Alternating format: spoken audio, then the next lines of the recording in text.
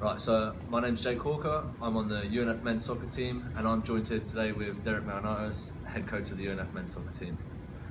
So Derek, you've just come off your 8th season as a UNF head coach. How has the journey been so far? Well, it's been a long journey, obviously. Having been here as long as you have, you've seen our program, kind of ascend and rise as a mid-major, and we've reached the pinnacle in winning a couple of championships, and then obviously, we kind of tumbled back down again and had a couple of rebuilding years, and now we feel like we're on the ascension again. So we've seen cycles.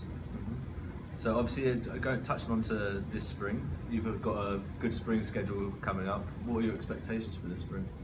Well, I mean, for us, I think it's about competing. I think we have a balanced schedule where, we got guys that have aspirations of playing at the next level. So we're playing against a pro team to start, which is a great measure for where we're at, and getting a chance to play even against one of our former alums. We play a couple, I think 3 Division II teams to put ourselves in a position where hopefully we can dictate the tempo and pace of the game, and then capping it off with a tough game against a nationally ranked, top Division I program. So I think it's a really well-balanced schedule, and I think it'll give us an opportunity to both A, get some results, and B, figure out where we are as a group. So what does your the off-season conditioning program consist of? Like, what are the weekly, daily routines? For the off-season conditioning program? Well, first of all, in the spring, we'll have some strength and conditioning work with our strength coach, 2 days a week of speed and agility, and 3 days a week of weights, more endurance-based. When we get into our 8-hour week in April, which is considered the off-season, we're going to look to build strength and get stronger and lift heavier weight and be more explosive. And then going into the summer, obviously, it's got to be a balance between kind of a circuit endurance-based program so that they can focus on maintaining the strength that we built in April, while at the same time being able to ramp up their soccer fitness. Okay, going a bit into more personal now, what are your goals as a coach? I mean, anytime you're coaching a team at this level, the goals are to, 1, develop people first and foremost as soccer players and as human beings, and then 2 is winning championships. Because it's getting a chance to help your team reach the pinnacle and compete at the highest level, winning championships, getting to the NCAA tournament again. Those are what our goals are. Can you tell me a difficult situation you were in but ultimately succeeded? Difficult situation. Whether it be a game that your back's up against the wall? Yeah, I mean, I think just going back to 2016, a game came to mind was Florida Gulf Coast. They'd won 13 straight games and were ranked like 11th in the country.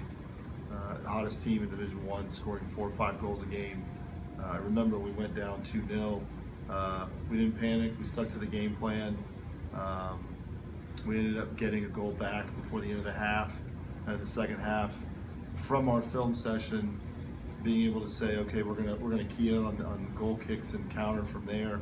We were able to score 2 more goals and come back against them at their field and win 3-2. They hadn't lost a regular season game there since like 2009. So for us to beat them there at the time, and the team and caliber of players that they have, and not only come down from 2-0, it was a testament to the group and a belief in what we were doing. Finally, obviously we mentioned about the spring schedule, but what are you hoping for with the new incoming class and returners next fall? Well, I think the biggest thing for us this spring is about getting our culture back to a championship level where guys are consistently pushing themselves to get better, and then all about the program and embodying the core values and making the team the priority and the focus. I think that we're on our way to doing that, and for me, it's exciting right now because sometimes you don't know when you've got players coming in. We really know this class really well because a lot of the players are from Florida, and we got some really top players. This has been a 2.5-year process of the class that we built up. So we feel like adding some older players and some new players, the character of the kids are great, and we feel like they're going to add some depth that we were lacking in the past year with an inexperienced group. So all of a sudden we've got a group with experience, adding some experience and depth to that group and talent, and we feel like we're going to take a massive step forward next year. Okay, well, that's all I have for this interview. Thanks And for having best me. of luck in the spring and the fall. Thank you Thank you very much.